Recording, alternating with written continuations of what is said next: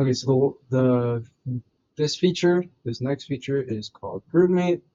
GroupMate is pretty unique. I guess for starters, it's the only one here that's in Assembly Studio. So you're gonna find it, click Assembly, you're gonna find it right here. It just says Group, but it's GroupMate, so big. Okay, so what GroupMate does, give me a sec, let me spawn in some parts.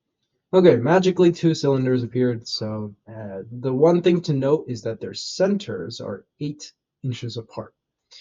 Now, if we go to the assembly studio and then insert the entire part studio at once, actually, you can also, like, if we insert it like this or like this, their distance relative to each other remains the same. I don't, yeah. So what you can do is you can actually, before even touching anything, you can group these two together.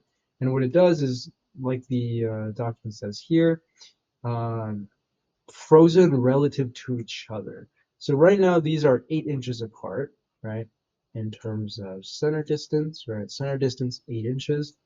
However, this is like a live updating relative distance, meaning if I change the distance between these two cylinders to 16, that distance will change here as well. So instead of 8, it will now be 16. This is extremely helpful in CADing in general because it saves you a lot of these fasten mates, these revolute mates. Basically, if you just want to have what you have in the part studio, right? If I have all of this already, I can just literally freeze it in the assembly studio, so I save myself a lot of time CADing.